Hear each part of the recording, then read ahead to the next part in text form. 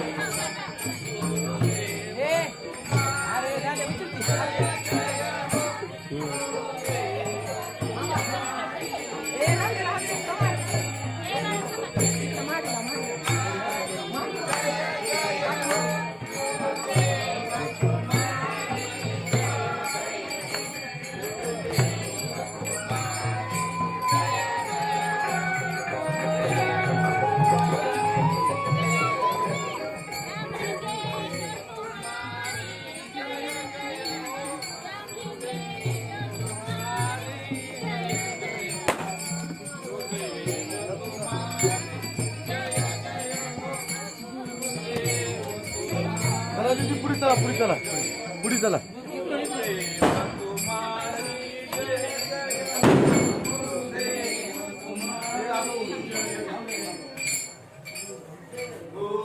इति पंचपरमन्त्रेणं सिद्धार्थचतुर्पादं पूजनं करिष्यामि हर ओम घ्या पाणी आणि वरून घ्या एक जण कोरडं करा पाय हाताने रूम आहे नाही नाही नाही दुसरा घ्या ठेवा आणि बस मग घ्या ब्रदर बस मग घ्या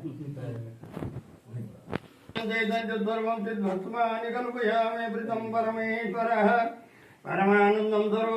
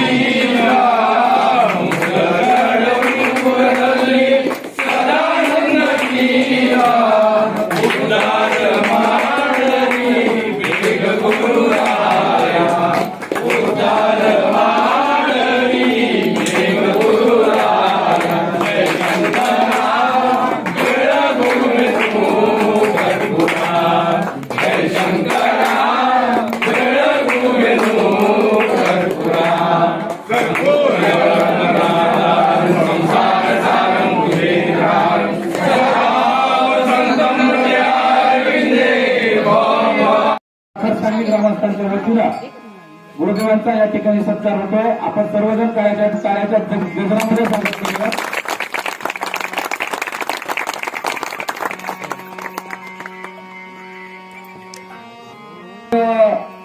गुरुदेवांचे छोटे बंधू आनंदं परम सुखदं केवलं ज्ञानभूति ज्ञानातीतं गगनसदृशं तत्त्वनिष्ठादिवसम् एकं नित्यं विमलमचलं सर्वदेशाधिभूतम् भावातीतं त्रिगुणरहितं सद्गुरो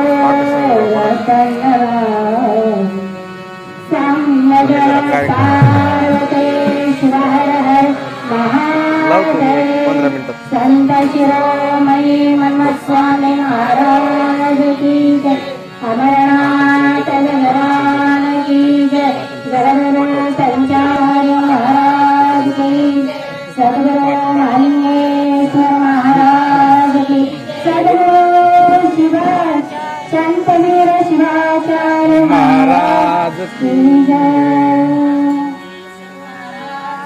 जय रामलिंगेश्वर महाराज की जय श्री सदानंद महाराज की जय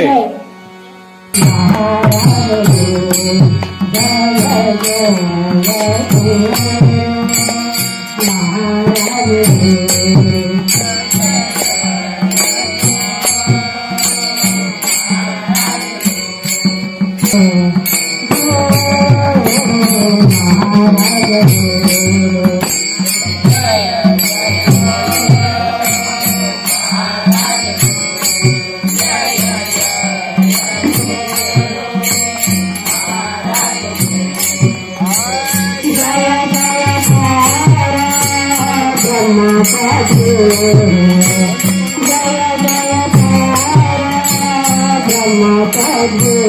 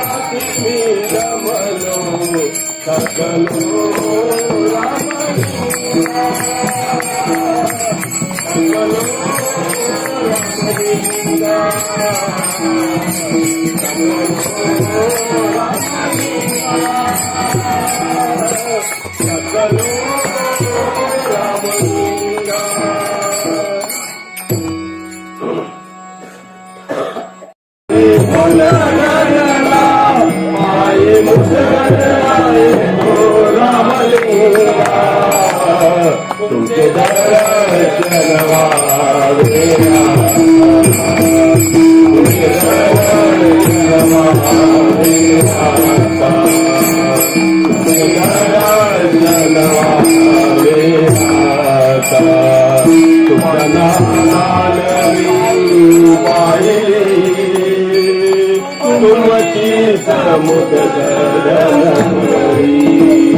तुमच्या नादाला मी पाहिली तुमची समुद्री तुमच्या नादाला मी पाहिली तुमची समुद्री पाळी मुदगरा पाळी मुदगरा पाळी मुदगरा तुमचे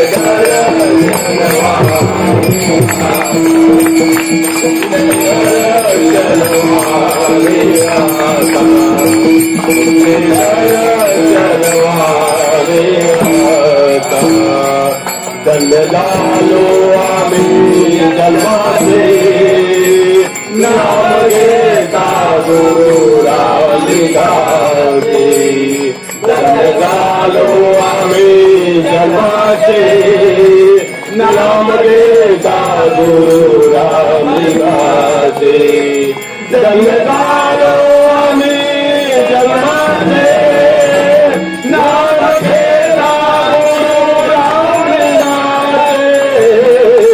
पायी मुदगरा पायी मुदगरा पायी मुदगरा नाम देता तुमचे दर्शन होता तुमचे दर्शन व्हावे आता तुमचे दर्शन व्हावे गुरुवारी भक्ताची वारी तिरुवाली मुदगरी सुरू झाली भक्ताची वारी वारी मुदगरा वारी मुदगरा वारी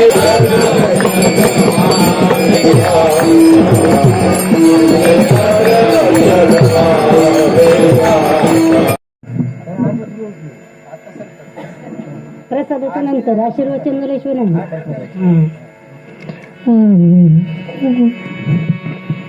जमलेले समस्त रामलिंगेश्वर मठ संस्थानाचे सर्व सद्भक्त आज जीवनामध्ये फारच उत्तम अशा पद्धतीचं बिराजदार परिवाराने कार्य करून घेतलेलं आहे.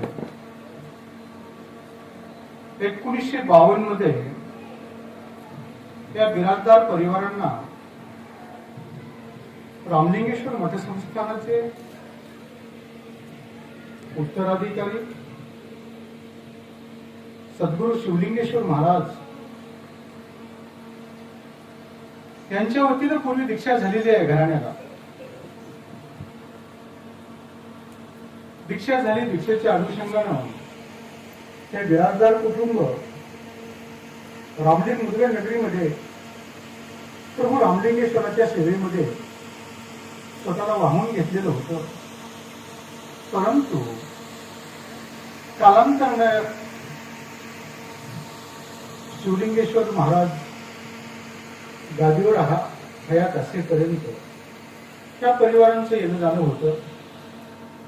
भक्तीचा मार्ग फार चालवत होता आणि सेवा तर फार चांगल्या पद्धतीने बिराजदार कुटुंबाने त्यापूर्वी केलेला आहे. तदनंतर त्यांच्या कुटुंबाच्या लोकांना गुरुचा विसर पडला. आम्ही या घराण्याचे कुलगुरू कालांतराने बिराजदार कुटुंबामध्ये अध्यात्माचं वड थोडं शांतिवीर शिवाचार्य महाराजांच्या मठाकडे वळलं. ते हरकत नाही, ते पण मठाधीश आहेत, ते एका चांगल्या मठाचे गुरु आहेत. परंतु 20 वर्षापूर्वी यांच्या कुटुंबामध्ये एक समस्या निर्माण झालेली होती आणि त्या समस्येच्या अनुषंगानं हे घरचं बांधकाम नूतन चालू होतं काही बहुतांश. त्यावेळी त्यांच्या मनामध्ये आलं की आपण, त्यांना माहीत झाले की आपल्या गुरुचं घर हे रामलिंग मुदगड आहे. आपण प्रभू रामलिंगेश्वराचे शिष्य आहोत म्हणून त्यांनी 20 वर्षापूर्वी मला पाखर सांगली ह्या गावामध्ये घेऊन आले. आलो त्यावेळेस ओमिनी गाडीमध्ये आलो होतो बिराजदार साहेबांच्या. आलो दीक्षांचं त्यावेळेस काही कार्यक्रम वगैरे काही नव्हते, पण सहज सदिच्छा भेट होती आणि ते बोलावण्यासाठी आले. मी आलो 20 वर्षापूर्वी. प्रत्येकानं रामलिंगेश्वराचं महात्म्य काय आहे ते सांगितलं. मग 20 वर्ष आणखी त्यांनी त्यांच्या मार्गानेच मार्गस्थ झाले ते. आणि योग्य वेळी प्रभू रामलिंगेश्वरांनी त्यांना या जीवनामध्ये जाग केलं. जागा असं केलं की बाबा ज्या झाडाचे फुलं त्या झाडाखाली पडले तरी चांगलं असतंय. आहे मध्यंतरीच्या काळामध्ये तुम्ही कुठेतरी सत्संग केलात, अध्यात्मामध्ये स्वतःला वाहून घेतलात, फारच चांगली गोष्ट झाली. परंतु तुमच्या पूर्वजांनी एक विचार करून प्रभू रामलिंगेश्वर महाराजांना गुरु का करून घेतलं त्या काळामध्ये, त्याच मठसंस्थांना सुद्धा तुम्ही वाहून काय घेतलं आणि तिथं संपूर्णतः तुमची सेवा दिलं. तदनंतर यांच्या मनामध्ये आले की बाबा आपण आता योग्य मार्गावर गेल्याशिवाय आपला आत्मिक उद्धारच होणार नाही. म्हणून ते परत आता बिराजदार कुटुंबाचा असं आहे, ते शनिवारी मी नको म्हटलं तरी माझ्याकडे येतात. नियमाने त्यांच्या वाऱ्या संपलेल्या आहेत. परंतु ज्या 1952 पासून आज तागायतपर्यंत ज्या काही वाऱ्या चुकलेल्या होत्या त्या वाऱ्या ते पूर्ण करायचं काम. आणि योग्य वेळी योग्य परिस्थितीमध्ये प्रभू रामलिंगेश्वराचं परत त्यांना महाद्वार सापडलं आणि त्या महाद्वारामध्ये प्रवेश केल्यापासून बिराजदार कुटुंबाच्या मनामध्ये असं वाटते की बाबा आपण आता गुरुला सोडून कुठे जायला नको. त्यांच्या तरी चिरंजीव आणि सिद्धेश्वरांनी सांगितले मला आता व्यवसाय सुद्धा करू वाटला, मला तुमच्या सोबतच राहावं असं वाटतंय असं म्हटले. हे तुम्ही म्हणताय हे काही असं खोटं नाही. प्रभू रामलिंगेश्वराच्या जीवनामध्ये महान योगी अनेक दिवस त्यांच्या सोबत कालक्रमणा करायचं त्यांनी ठरवलं. रामलिंगेश्वर महाराजांचं महात्म्य फार मोठं आहे. त्यांच्या महात्म्याबद्दल जर आपण बोलत बसलो तरी उन्हाळा पावसाळा हिवाळा पुरा होणार नाही, असा अगाध महिमा प्रभू रामलिंगेश्वराचा आहे. 16व्या शतकामध्ये प्रभू रामलिंगेश्वराचा रामलिंग मुदगड या पवित्र धरतीवरती त्यांचा स्वामी कुटुंबामध्ये जन्म झाला. त्यांचा जन्म आणि कर्म हे फारच आघात आहे.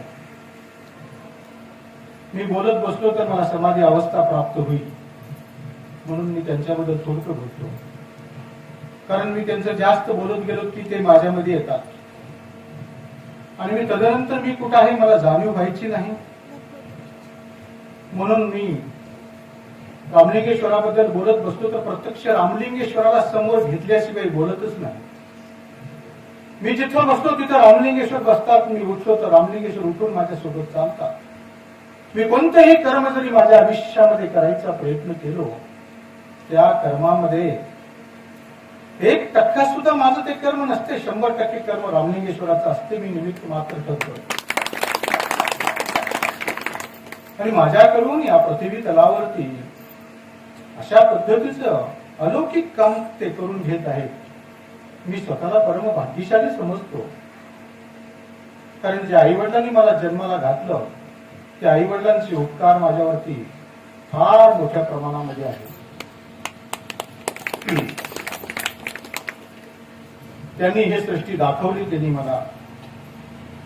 आणि प्रभू रामलिंगेश्वराचा एक 5वा उत्तराधिकारी म्हणून मी मठसंस्थानामध्ये आज विराजित आहे. हे असंख्य फुलं सर्व रामलिंगेश्वराचेच आहेत. प्रत्येक फुलाची भेट होत चालली आहे. तुम्ही मला पाहते, मी तुम्हाला पाहतोय. असं अनंत जन्मापासून तुम्ही मला, मी तुम्हाला पाहत आलेलं आहे. हे काही नवीन नाही. हे आध्यात्मिक कार्य आहे. आणि आध्यात्मिक कार्यामध्ये गुरु शिष्याला ओळखायचं आणि शिष्य गुरुला ओळखायचं म्हटलं तर थोडं मंथन करावं लागतं. जसं दुधामध्ये तुपाचा अंश आहे, पण दूध काढल्या त्याच्यामध्ये तूप दिसू शकत नाही. त्या दुधाला अनेक पद्धतीच्या प्रक्रिया करत करत पुढे चालावं लागते, मग ते तूप तयार होते. तसं तुम्हाला आता प्रक्रियेमध्ये आणलेलं आहे. तुमचं मंथन करायचंय मला धुमाळ साहेब. अगोदर हे मंथन पाकर सांगवीमध्ये असेल, लातूरमध्ये असेल.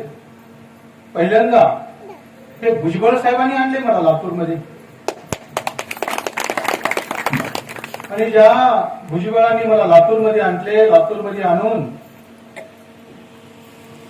रामाला जसं हनुमंत भेटला तसं रामेश्वरांची भेट करून दिली मला. आणि रामेश्वर आता माझा फार सद्भक्त झालेला आहे.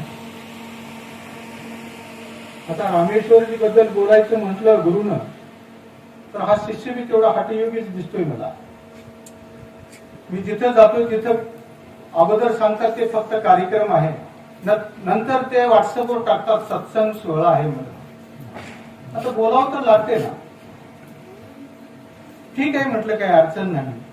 मग पहिल्यांदा मी पाखर सांगवीमध्ये खंडरगुळे साहेबांच्या इथं आलं. त्यांनी तर आता अविरत माझ्या सोबतच आहेत. आता बिराजदार कुटुंब हे 1952 हरवलेलं कुटुंब मी शोधून काढले. म्हणून आता ते मला सोडत नाहीत आणि मी त्यांना सोडत नाही. वस्तुस्थिती अशी आहे, हे संसार म्हणजे एक वटवृक्ष आहे. हे वटवृक्षावरती नाना तऱ्हेचे पक्षी एकत्र येतात, रात्री विश्रांती घेतात आणि सकाळी ते आपल्या आपल्या पद्धतीनं मार्गक्रम करतात. तसं संसारामध्ये सुद्धा तशीच परिस्थिती आहे. संसार म्हणजे एक वृक्ष आहे आणि त्या वृक्षावरती कोण आईच्या रूपांमध्ये, कोण वडिलांच्या रूपामध्ये, कोण मुलाच्या रूपामध्ये, कोण सुनाच्या रूपामध्ये, कोण पत्नीच्या रूपांमध्ये, असे वेगवेगळ्या पद्धतीचे रूप घेऊन त्या संसार रूपी वटवृक्षावरती ते विराजित झालेले आहेत. परंतु जसं संध्याकाळी पक्षी विश्रांती करतात आणि सकाळी मार्गस्थ होतात, तसं संसारामध्ये प्रत्येक व्यक्तीचं काम संपलं की ते त्या वटवृक्षातून काय करतात, तिथून निघून जातात. अशी परिस्थिती आहे. म्हणून संसाराचं महत्व जाणून घ्यायचं झालं तर पहिल्यांदा परमार्थ करावा लागतो. आणि परमार्थाची पहिली पायरी म्हणजे संसार आहे. तुम्ही पहिल्याच पायरीमध्ये अडकून आहात. पहिल्या पायरी म्हणजे कसं, हे घर माझं असावं, चांगलं घर असावं, घरामध्ये चांगला सोफा सेट असावं, टीव्ही चांगली असावं, फ्रीज चांगलं असावं. हे वेगवेगळ्या पद्धतीचं जे काही तुम्ही संसाराला नटवायचा प्रयत्न करता तशा पद्धतीने संसार नटून जातो. आणि त्या तयार झालेल्या संसारामध्ये तुम्ही तुमची भूमिका प्रत्येक वेळेस निभावण्याचा प्रयत्न करते. परंतु संसारापुरतं मर्यादित राहून जर जीवन जगायचा प्रयत्न केला तर तुमचं जीवन कधीही सफल होणार नाही. तुमचा अंतिम उद्देश काय जर असेल तर परमार्थ आहे. अंतिम उद्देश परमार्थ असताना परमार्थ सफल करून घेण्यासाठी तुम्हाला पहिल्यांदा गुरु करून घ्यावं लागते. तो गुरु कसा असावा, कोणत्या वेशेत असावा, हा भाग थोडा वेगळा आहे. गुरु कसाही असला तरी ज्ञानी असावा, तुमच्या सुखदुःखामध्ये साथ देणारा असावा. वर्षातून एकदा तरी गुरुचा पदस्पर्श ज्या कुटुंबाच्या उंबरट्याला होतोय ते उंबरटा पवित्र होत जातो. म्हणून वर्षातून एकदा तरी गुरुला तुमच्या गावाला, तुमच्या घरला घेऊन येण्याचा प्रयत्न करा. हे तुमची भूमीच पवित्र होते असं नाही, तुमचे घर पवित्र होते, तुमच्या घरामधले प्रत्येक कार्य पवित्र होतात. जे काही निगेटिव्ह एनर्जी, नकारात्मक विचार तुमच्या कुटुंबामध्ये कुठेतरी घडून बसलेले आहेत, ते नकारात्मक विचार बाहेर काढायचं काम जर कोण काढत असेल तर फक्त गुरु आणि गुरुच करतात. म्हणून काय सांगितलेलं आहे शास्त्रामध्ये, गुरु साक्षात परब्रह्म तस्मै श्री गुरवे नमः म्हटलंय. गुरुपेक्षा या जगामध्ये कुणीही मोठा नाही. मग प्रभू रामचंद्राला गुरु होते, श्रीकृष्णाला गुरु होते. मग तुम्ही मानव धर्मामध्ये आल्यानंतर, मानव जातीमध्ये आल्यानंतर तुम्हाला गुरु का असो? मग तुमच्या मनामध्ये विचार येतोय, मला इतकी संपत्ती आहे, माझं या गावामध्ये, या भागामध्ये इतकं नावलौकिक असताना मी एखाद्या गुरुला विनाकारण असं सरेंडर होऊ का? मी दर्शन केलं तर काय वाटत, जे काय म्हणत मला, वस्तीतले लोक काय म्हणतील? हे संपत्ती, हे संपत्ती तुम्ही असेपर्यंत संपत्ती आहे.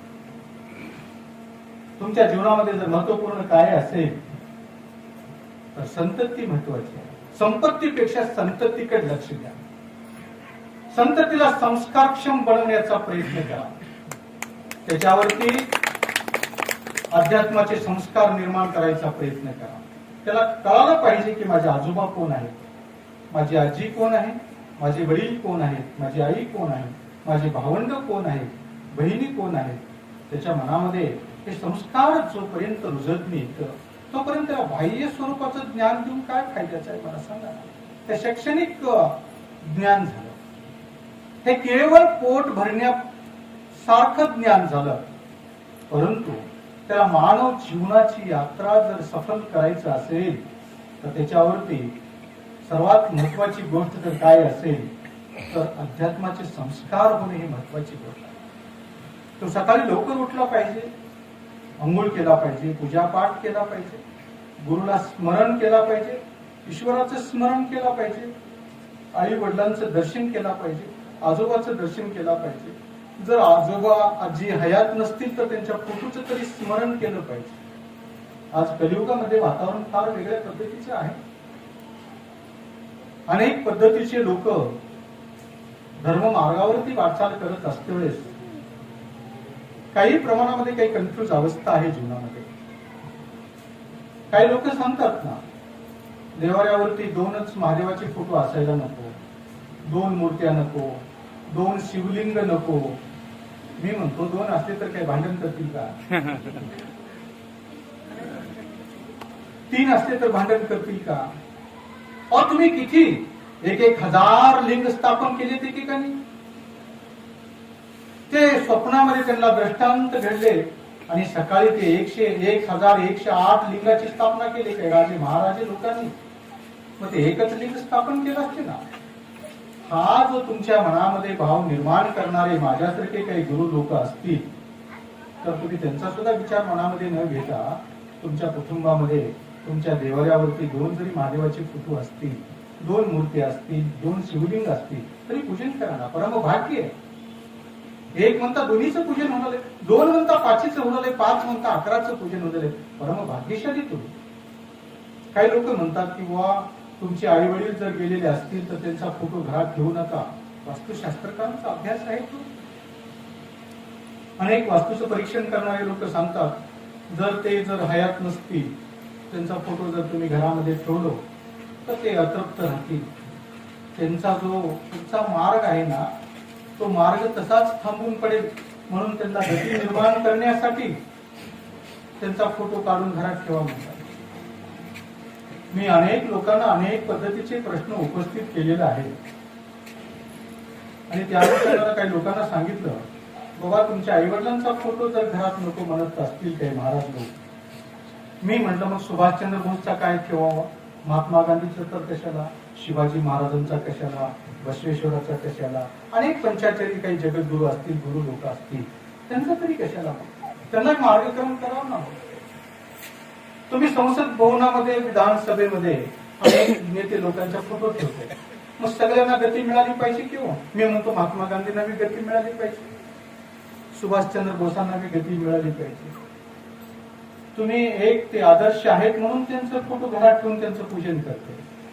ज्यांनी तुम्हाला घडवलं, 9 महिने 9 दिवस जे आईने तुम्हाला उदरात सांभाळ केला, त्या आईचा जर तुम्ही जिवंतपणामध्ये जर विसर पाडत असाल तर तुमच्यासारखा पापी या पृथ्वी तलावर कुणीच नाही. तुम्ही बाकीचं पूजन करण्यापेक्षा माझ्या सत्संगामध्ये, माझ्या आशीर्वचनामध्ये लोकांना मी सांगत असतो, तुम्ही माझं पूजन कमी केलं तरी चालतंय, परंतु तुमच्या आईवडिलाचं पूजन जास्त करा म्हणतो. ज्यांनी तुम्हाला ही पृथ्वी दाखवली, अनेक सृष्टीमध्ये ज्या अनेक पद्धतीच्या लीला आहेत, ज्या शक्ती आहेत, जे तुम्हाला ज्या आईनं, ज्या वडिलांनी दाखवलं, त्यांचा विसर कदापि पाडू नका. त्या भूमीवरती तुम्ही कितीही कमावलं आणि गडगंज संपत्ती जरी तुम्ही मिळवून घरात ठेवलं, तुमच्या कुटुंबामध्ये कधीही समाधान प्राप्त होणार नाही. ज्या कुटुंबामध्ये आई वडिलांचं आदर केला जातो, आई वडिलांचं पूजन केलं जाते, आई वडिलांच्या मार्गदर्शनाखाली जे कुटुंबातील व्यक्ती चालण्याचा प्रयत्न करतात, मी म्हणतोय त्यांच्या चालण्यामध्ये जरी रस्त्यामध्ये कोणी काठे विकरून टाकलेले असतील तर ते फुलं बनतील म्हणतो. म्हणून तुम्ही पहिल्यांदा आई वडिलांची सेवा करा आणि आदर्श अशा प्रभू रामचंद्राचं आचरण तुम्ही जीवनामध्ये आणायचा प्रयत्न करा. प्रभू रामचंद्रानं राजा दशरथाच्या अट्टासासाठी एक वचनी असलेल्या प्रभू रामचंद्रानं 14 वर्ष वनवास केला एका शब्दासाठी. म्हणून मर्यादा पुरुषोत्तम श्रीराम का म्हटलं मर्यादा, तो मर्यादाचं उल्लंघन कधी आपल्या जीवनामध्ये केलेलं नाही. म्हणून या संसाराच्या जीवनामध्ये वाटचाल करत असताना तुम्ही मर्यादेचं उल्लंघन करायला नको. तुम्ही मर्यादेच्या सीमित राहून कार्य करायचा प्रयत्न केलो तर तुमच्या जीवनामध्ये सफलता प्राप्त झाल्याशिवाय राहणार. म्हणून प्रत्येक वेळेस तुमच्याकडे जरी तीर्थयात्रा नाही झाली तरी तुमच्या आई वडिलांना तरी तीर्थयात्रेला पाठवा तुम्ही. आणि कदापि तुमच्या संसारामध्ये तुम्हाला वेळ मिळत नसल्यामुळं जरी तुम्ही तीर्थयात्रेला नाही जाऊ शकलो तरी मी काय म्हणतो, घरातच आई वडिलांचं दररोज पाद्यपूजन करा. तुम्हाला ना काशीला जायची गरज नाही, रामेश्वरला नाही, कुठेही जायची गरज नाही. काशी रामेश्वर त्यांच्यामध्येच आहे. हे काही लोक तीर्थयात्रेला जातात, लोकांनी चला म्हटल्यामुळे जातात. चला गाडी निघाली, काय हरकत आहे, ते शिक्षेला पैसे तर घ्यायला तयार नाही, तो प्रवास फुकट आहे, निघाले काही लोक जातात आणि तीर्थयात्रा करून येतात आणि आल्या आल्या आई वडिलांना वाळीत ठेवतात, बाजूला ठेवतात आणि दररोज त्यांना त्यांच्या विचारामध्ये जे काही वाईट विचार येतील त्या पद्धतीने शिवीगाळ करतात. कशाला परमार्थ करता तुम्ही उभं? काय तुमच्या परमार्थाला किंमत मला सांगा. ज्या आई वडिलांचा तुम्ही जर अवमान केलात, या सृष्टीमध्ये तुम्ही कधीही पूजनीय ठरणार नाही. आणि हे भारत भूमी तुमच्या कर्माला कधी खपवून घेणार नाही. हे गोष्ट तुमच्या लक्षात राहू द्या. हे भारत माता अतिशय पवित्र आहे. त्या भारत मातेच्या त्या पवित्र कुशीतून अनेक पवित्र महात्म्यांचा जन्म झालेला आहे. त्यामध्ये प्रभू रामलिंगेश्वराचा हा जन्म, त्यांचं कर्म, त्यांचं महात्म्य फार मोठं. ज्या भगवान शंकराने प्रभू रामलिंगेश्वराला रमल नावाची विद्या हे झोपीत 45 मिनिटात शिकवली रामलिंगेश्वराला. अरे रामलिंगेश्वर प्रभूला हे दिव्य ज्ञान जे प्राप्त झालं, रमल विद्या, हे रमल विद्या म्हणजे फार मोठी विद्या आहे. त्या पृथ्वी तलावरची सगळ्यात गुप्त जर विद्या कोणती असेल आणि ते गुप्त विद्या प्राप्त करून घ्यायचं म्हटलं तर तो शिवभक्त असला पाहिजे. तो शिवाचा जय जयकार असणारा, शिवाच्या सानिध्यात जीवन जगणारा आणि शिवाशी एकरूप होणारा व्यक्ती, त्याच व्यक्तीला रमल विद्या प्राप्त होऊ शकते. म्हणून प्रभू रामलिंगेश्वराला अगदी बाल्यावस्थेमध्ये त्यांना वयाच्या 8व्या वर्षी रमल विद्या प्राप्त झाली. आणि त्याच प्रभू रामलिंगेश्वरांनी मला वयाच्या 12व्या वर्षी झोपेत 45 मिनिटामध्येच हे रमल विद्या शिकवली. रामलिंगेश्वराला महादेवानी शिकवली आणि महादेवानी रामलिंगेश्वराला शिकवले आणि रामलिंगेश्वराने 45 मिनिटांमध्ये मला शिकवलं. मी परम भाग्यशाली, एकदाच दोघांची शक्ती मला मिळाली. हे सर्व परम भाग्याची गोष्ट असते जीवनामध्ये. रमल विद्या म्हणजे भूत, भविष्य आणि वर्तमान. चालू परिस्थितीचा अंदाज नाही. त्याच्यामध्ये तुम्ही कितीही खोटं बोललो तरी निघते. त्याच्यामध्ये तुमची संपत्ती कोणत्याही मार्गाने आलेलं असू दे, ती संपत्ती कोणत्या मार्गाने तुमच्या कुटुंबामध्ये आलेली आहे आणि त्या संपत्तीमुळं तुमच्या कुटुंबामध्ये जे काही जर्जर प्रश्न निर्माण होत चाललेले आहेत, अडचणी निर्माण होत चाललेले आहेत, भविष्यामध्ये संसार विखुरला चाललेला आहे, एकमेकाबद्दल असलेलं प्रेम, आपुलकी, सद्भावना नष्ट होत चाललेली आहे, एकमेकाला पाहिल्यानंतर वैऱ्याला पाहिल्यासारखं जे होत आहे, अशी परिस्थिती का निर्माण होत आहे तर केवळ एका दोषामुळे निर्माण होत असते. आणि तो दोष कोणता आहे, कोणत्या स्वरूपानं आलेला आहे, कुणांमुळे आलेला आहे, हे केवळ रमल म्हणजे रमलच सांगू शकते. दुसरं कोणतेही शास्त्र सांगू शकत नाही. आणि हे विद्या पृथ्वी तलावरती प्रभू रामलिंगेश्वरांना भगवान महादेवाकडून हे प्राप्त झाली. असं ह्या सृष्टीमध्ये 7 लोकांकडेच त्यापूर्वी विद्या होती. त्यामध्ये रामलिंगेश्वराचा 1 नंबर होता. आणि त्या प्रभू रामलिंगेश्वराच्या सान्निध्यामध्ये तुम्ही जीवन जगण्याचा प्रयत्न करत आहात. मी म्हणतो तुमच्या प्रयत्नाला रामलिंगेश्वराचं बळ आहे. तुम्ही थोडं प्रयत्न करा, ते 100% तुम्हाला मार्गस्थ करतील, तुमच्या जीवनामध्ये सुख प्राप्त करून घेतील. परंतु कोणत्याही गुरुला पहिल्यांदा गुरु करून घेतल्यानंतर फळाची अपेक्षा कधी करायचं नाही. नोकरी लागण्याच्या अगोदर संस्था चालकाला विचारतात पगार किती देते. संस्था चालक काय सांगतो, तुझा अप्रूव्ह तर निघू दे, मग नंतर बघतो. तसं दीक्षा देणं म्हणजे तुमचं अप्रूव्ह काढणं. आता इथून तुमची भरती कोणत्या पद्धतीनं होते हे त्या पद्धतीनं रामलिंगेश्वर प्रभू हे सर्व कार्य करतात.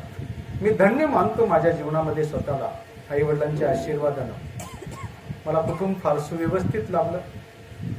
कुटुंबामध्ये आम्ही 4 भाऊ 4 बहिणी. तुम्ही विचार करताल आम्ही अष्टपैलू घरात जन्मलो.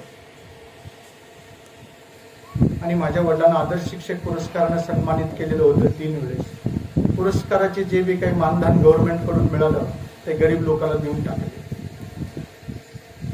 म्हणून तुमची सेवा ही निष्काम सेवा असली पाहिजे. फळाची अपेक्षा न करता सेवा केला तर फळ तुमच्या पदरात कधी पडले तुम्हाला कळणारही नाही. हे वस्तुस्थिती आहे त्यामध्ये. म्हणून तुम्ही दररोजच्या जीवनामध्ये जीवन जगत असताना प्रभू रामलिंगेश्वराला स्मरण करून जीवन जगायचा प्रयत्न करायचा. एक दिवस तुम्हाला रामलिंगेश्वर महाराज या मानव जन्माची तीर्थयात्रा कधी पूर्ण करून आणतील तुमच्या लक्षात सुद्धा येणार. हे वैभवशाली परंपरा आहे आणि या वैभवशाली परंपरेला स्पर्श करायचं म्हटलं गुरु सानिध्य फार महत्वाचं आहे. म्हणून कोणत्याही गुरुचा अनादर करू नका, त्यांच्याबद्दल वाईट बोलण्याचा प्रयत्न करू नका, कदापि त्यांचं दर्शन घेणं बंद करा. परंतु त्यांच्याबद्दल कधीही कोणत्याही परिस्थितीमध्ये वाईट बोलण्याचा प्रयत्न केला तर एकदा बोलला तर एक गाय मारल्यासारखं आहे. एक गाय मारल्यानंतर 7 जन्म फेडावं लागतंय. मासे किती जन्म फेडतात तुम्ही गुरु लोकांचं बोलून.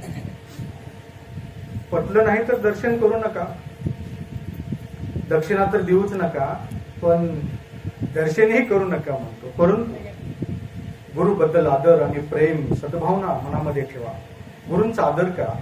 तुम्हाला गुरुच परमार्थाचा मार्ग दाखवणार आहे. जसं एखाद्या जन्म झालेल्या बालकाला आईच सांगते बाबा हे तुझे वडील आहेत, तसं या संसारामध्ये तुम्ही जन्म घेतल्यानंतर गुरुच दाखवतात हाच परमेश्वर आहे. म्हणून सांगितलेलं आहे गुरु साक्षात परब्रह्म. ईश्वर दुसरा तिसरा कोणी नाही. ईश्वर जर कोण असेल आणि ईश्वराची महती जाणून घ्यायचं म्हटलं हे सगळे तत्व त्या गुरुमध्येच आहे. म्हणून गुरुला सोडून परमात्म्याचं स्थान वेगळं नाही. गुरुच्या मनामध्ये आले तर काशीचं दर्शन तुम्हाला 2 मिनिटात करतील. ते तुम्हाला कोणत्याही गाडीची बुकिंग करायची गरज नाही, पण तुमच्या विचाराची बुकिंग करावं लागेल. तुमचं विचार असं बुकिंग करावं लागतं की त्याला पवित्र करावं लागतंय. त्यावेळेस हे सर्व साध्य होते, अन्यथा नाही. एकदा प्रभू रामलिंगेश्वर महाराज कर्नाटकमध्ये श्रीशैल्यमला त्यांची जाण्याची इच्छा झाली आणि काही सद्भक्त लोकांना घेऊन ते श्रीशैल्यमला जायचं त्यांनी ठरवले आणि मजल दर मजल करत ते निघाले होते. पण महाराज हठयोगी होते. कधी कधी गुरु लोक कधी परीक्षा घेतील काही सांगता येत. ज्या दिवशी तुमच्या घरात काहीच नाही त्या दिवशी पुरणपोळीचं जेवण करा म्हणतात. ज्या दिवशी तुमच्याकडे सगळंच असते त्या दिवशी तुमच्याकडे काहीच नको म्हणतात. हे तर परीक्षण आहे की माझं कोण आहे, मला कितपत तो जाणतोय, ओळखतोय, माझ्याशी एकरूप होतोय, ते पाहण्याचा दृष्टिकोन जर काही असेल तर गुरु परीक्षा घेतात. म्हणून त्या परीक्षेमध्ये उत्तरायी होण्याचा प्रयत्न करत राहा तुम्ही जीवनामध्ये, सफलता प्राप्त होईल. मग ज्यावेळेस रामलिंगेश्वर प्रभू आपल्या काही भक्त लोकांना घेऊन निघाले, आता त्यामधले काही भक्तीत आहेत. आता त्या काळामध्ये कसं होते ते ती गोष्ट वेगळी आहे, पण आता ते संन्यासी होते रामलिंगेश्वर, त्यावेळेस ते बी संन्यासी होते. आता मीच ग्रस्ती असल्यामुळे हे ग्रस्ती आहे. आता ह्यांना संन्यासी केले तर माझं अवघड होऊन जाईल, बरोबर आहे की नाही. मग प्रभू रामलिंगेश्वर महाराज मजल दर मजल करत श्रीशैल्य मल्लिकार्जुनला जाण्याचं ठरवले आणि रस्त्यामध्येच त्यांना एक गाव आल्यानंतर थोडं तहान लागली. त्यांच्या कमंडलमध्ये पाणी संपलेलं होतं. तिने एकाला विचारले, अरे काय म्हटले? अरे दयानंद म्हटले, मला तहान लागले, आता कसं करायचं बाबा? आता दयानंद सांगितलं, गुरु ते घर दिसते कसं करावं? तिथं जाऊत म्हटले पाणी प्यायचं. ठीक आहे, नाही पण त्या घरात कोण दिसणं झाले. परत रामेश्वरजींना विचारलं असेल गुरुनं, काय करावं आता? नाही जाऊ तिथं आहेत कोणतं दिसते, आवाज येते आतून. गेले घरात. प्रभू रामलिंगेश्वर महाराज त्या घरामध्ये प्रवेश केला आणि तिथं वयोवृद्ध एक माता राहत होती. तिचं वय झालेलं होतं आणि प्रभू रामलिंगेश्वरांनी त्यांना सांगितले, मला पुष्कळ तहान लागलेले, मला थोडं पाणी दिलं तर चालते म्हटले. काय हरकत नाही म्हटले, पाणी आणून ठेवले. थोडं काही आहे का म्हटले प्रसाद खायला? नाही काही हरकत नाही म्हटले, पण आता आमच्या इथे करायला कोण नाही, परंतु ते सकाळीच केलेली भाकर आहे, थोडं हिरवा ठेचा आहे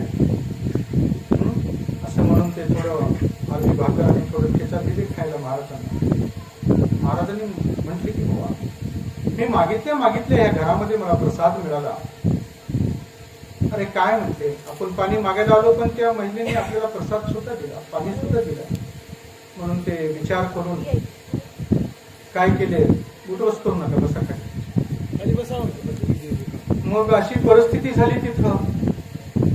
मग रामलिंगेश्वरांनी त्या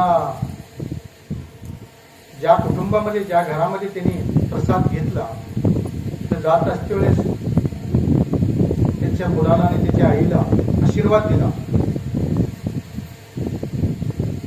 काय आशीर्वाद दिला?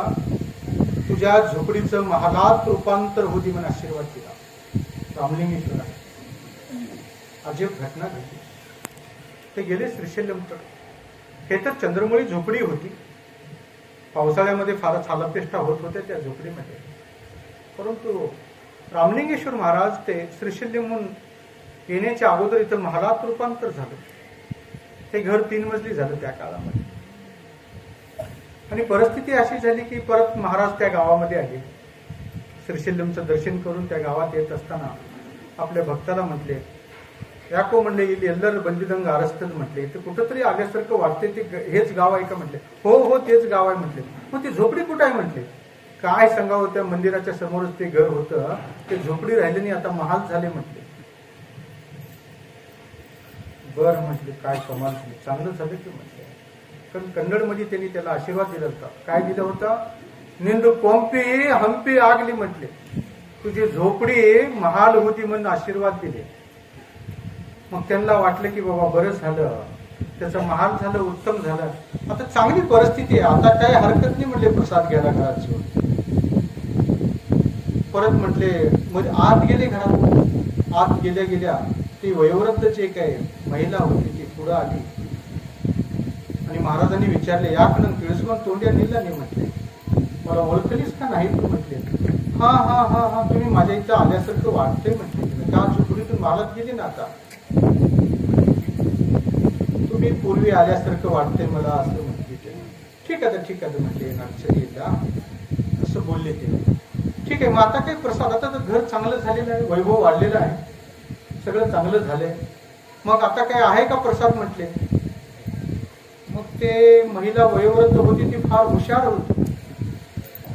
ते आपल्या मुलाला काय सांगितली, त्यावेळेस अर्धी भाकर आणि एवढंच ठेचा दिलते तर महाल झाले म्हटले. आता तसे करायचं नाही म्हटले, एक भाकर आणि एवढा ठेचा द्यायचं म्हटले, म्हणजे आणखी त्यांनी आशीर्वाद देतील आणि जास्त होईल म्हटले. महाराजांना बसवले, तसं आसनपट्टी वगैरे करून बसवले आणि आणली. त्या महिलेनं प्रसाद रूपी भोजन समोर आणलं. महाराज बघितले, या कोण म्हटले, तुझं येण बघतो म्हणले, हे काय आलं म्हणले समोर. त्यावेळेस एवढं तर दिलतो म्हणले, आता एवढं दिले म्हणले, पण आता मला मिरची खायची सवय नाही म्हणले, पण खाल्ल्याशिवाय भाग नाही म्हणले. म्हणून ते एक भाकर आणि तेवढं जे काही ठेचा होता ते सगळा खाल्ले. ते खाल्ल्यानंतर त्या वयोवृद्ध महिलेनं म्हटली, पा पहिले ह्यांग आशीर्वाद पट्टी दिला, हंगे आशीर्वाद पट्ट वगैरे म्हटली. पूर्वी जसं आशीर्वाद दिलतो तसाच आशीर्वाद द्या म्हटले. या का म्हटले, काही अडचण नाही. हिंदू हंपी पंपी आगली म्हटले, तुझं महाल झोपडी होती म्हटली. आता का तू मला का दिलीस म्हटले, तू त्यावेळेस थोडं दिलतीस म्हणून मी तुला भरून, आता मला जास्त दिले म्हणून गुरुला देता येते आणि घेता येते. तुमच्या हे स्मरणात राहू दे. गुरुला तुम्हाला काय देता येत नाही, तुम्हाला ज्ञान देता येते, तुम्हाला वैभव देता येते, तुमचं चरितार्थ घडवता येते, तुम्हाला पुरुषार्थी बनवलं जाते आणि सृष्टीमध्ये तुमचं नावलौकिक करता येते. पण ज्या वेळेस तुम्ही गुरुच्या विरोधामध्ये काम करायचा प्रयत्न केला त्यावेळेस टाकलेलं बॅलन्स त्यांना काढून घेता येते. मोबाईल मध्ये ट्रान्सफर करता येते का नाही, थोडं थोडं.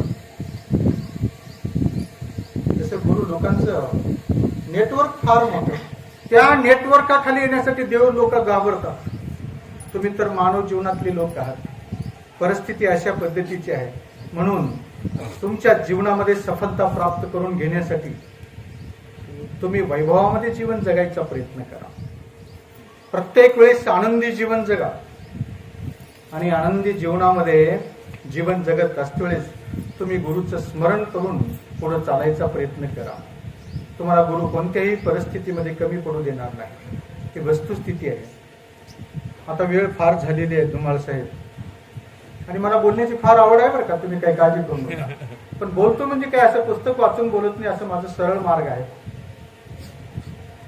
मग आजच्या आशीर्वचनामध्ये मला बिराजदार कुटुंबाने आकर्षण इथे घेऊन रामलिंगेश्वर मठ संस्थानाचे जे काही भक्त, परिवारातील भक्त लोक उपस्थित आहेत, त्या उपस्थित भक्त गणांच्या समोर मी आशीर्वचन केलं. ते आशीर्वचन प्रभू रामलिंगेश्वराला साक्ष ठेवून केलेलं आहे आणि प्रभू रामलिंगेश्वराच्या समक्ष त्यांच्याच वाणीतून हे आशीर्वचन पूर्ण करतो. एवढे बोलून मी माझे 2 शब्द संपवतो. ओम श्री गुरु रामलिंगाय नमः. ओम प्रभू सद्गुरु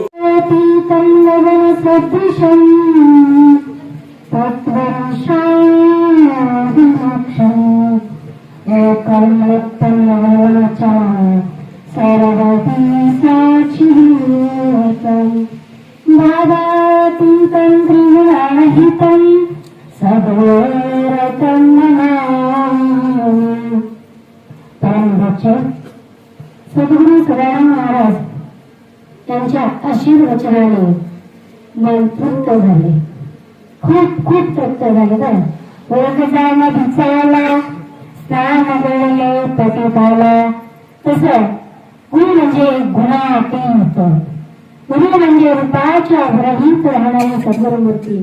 खरंच आपल्या नगरीचं भाग्य तो आज भाग्य उदयाले, संत पाऊले देखिले. तसं आपल्या सर्व ग्रामस्थ मंडळीचं भाग्य उदयाला आलं. असेच गुरु सतत आपल्या पाकसमी नगरीला यावे अशी सद्भावना व्यक्त करते. काय नाही, काय कुठली एवढी काय गायक नाही, वादक नाही, प्रवचनकार नाही, कीर्तनकार नाही, तरी एक आयुष्याची जोडी म्हणून ईश्वर पार्वतीची जोडी नेमलेली गेलेली आहे. त्यामुळे मी इतकी आनंदी आहे की आज माझी हृदयाने हा आनंद ओढ जाणवीच्या पलीकडचा आनंद आहे. आणि अशीच सतत 7 जन्म नाही, जोपर्यंत जन्म देईल तोपर्यंत 7 लाभावी आणि असाच सद्गुरूचा सान्निध्य लाभावा एवढीच इच्छा व्यक्त करते. खरंच बोलण्यासारखं खूप आहे. आताच म्हणलं सद्गुरूने की किती जरी बोललं समाधीच व्हावं लागते, तसं मला सुद्धा समाधी घेतलेलं की होच वाटतं तसं. कारण का ज्या गुरुचा मस्तकावर हात आहे तो कधीच खाली हात जात नाही. म्हणून म्हणायचं आधी गुरुवर विश्वास पाहिजे. गुरु चरणाची रजोडी हीच जगताची अंगोळी. गुरु म्हणजे काय तुम्हाला एक सांगते. ज्या गुरुने आपल्याला मोक्षाचा मार्ग सरळ आणि सोपा करून दिला, कशामुळं? त्यांच्या सानिध्यात बसल्यामुळं. म्हणून आपण गुरुला कधीच विसरायचं नाही. आता सांगितलं गुरु महाराजांनी की बाबा गुरु करते वेळी कसं मन पाहिजे. आमचं मन कसं असते, लिंगावर पाणी घालताना सुद्धा आमचं मन नसते. खरं सांगायला तर खरं तर सांगते, लिंग पूजा केली, सुने लावण्याचं चहा झालाय का? एक झाली लिंग पूजा. त्रिकाळ पूजा करायची आपल्याला. एक वेळेस पाणी वाचलं, नंतर चहा आणता का सुनाई, ती झाली दुसरी पूजा. मग ह्या पूजेला काय अर्थ आहे का सांगा तुम्ही? इष्टलिंग हृदयावरी अन्य देवताचे नमस्कार, काय गरज आहे त्या पूजेची? मग तसं नाही करायचं. म्हणून तर सांगते सद्गुरू वारंवार तिला सांगतात, पण आपलं मन बसत नाही. आपलं मन कसं येईल? त्यालाच म्हणले मन करारी प्रसन्न सर्व सिद्धीचे कारण. आधी मन प्रसन्न करायला पाहिजे. आपलं मनच स्थिर नाही तर त्याला काय करायचंय? मग गुरु सानिध्यात आल्यावर मन स्थिर राहते आणि आपल्या जीवनाचा मार्ग एकदम उत्तम रीतीने चालत राहतो. म्हणून गुरु सानिध्यात यावं. सत्संगाला यावं. सत्संगाला येण्याचं कारण तीच आहे. प्रत्येक ठिकाणी सत्संगाला यायचं नाही. आम्हाला घरी खूप काम आहे म्हणून विसर तुझा विसर नसावा, संग साधूचा असावा. देवा तुझा विसर कधीच करू नये आम्हाला. प्रत्येक वेळी तुझ्या चरणाच्या सानिध्यात आम्हाला घे अशी भावना सर्वांनी व्यक्त करायला पाहिजे. म्हणून गुरु चरणाची रजगुळ त्याची दृढताची अंगळ करा सद्गुरूचे भजन. भजन करताना सुद्धा माणसाला वाटते देवा आपल्याला काही येत नाही. माझं ज्ञान नेणं का साधन, मला ज्ञान नाही तरीही आवड आहे परमार्थात येऊन बसायची. परमार्थ करताना लोक काय असं म्हणत नाही की बाबा आज परमार्थाला घ्यायचं, हा घे टाळत उठायला. बरोबर आहे. परमार्थ करताना लोक कोणी ना ठेवते तरी पण आपण कसं करायला पाहिजे? लोक लाजी हल्ली सोडिले पाणी नाचूया कीर्तनी आनंदाने. म्हणून लोकांची लाज बाळगायची नाही. आपल्या मनाला जी आवड आहे सद्गुरूच्या चरणाची आवड असो, परमार्थाची आवड असो, त्याला सुद्धा दगडांनी जीव करावा कठीण. दगडासारखं मन करायला पाहिजे आणि सद्गुरूच्या सानिध्यात आलंच पाहिजे. मला काही जास्त बोलता येत नाही, थोडकं बोलते. मग ती सद्गुरूच्या सानिध्यात आल्यावर आपल्याला कळतं की देव काय आहे आणि गुरु काय आहे. गुरु काय जायचं म्हणजे साधन असते. गेले कुठं गुरु करायला गेले, रिकामी हाताने गेले, पाया पडले, लगेच आले मागाने झाला गुरु.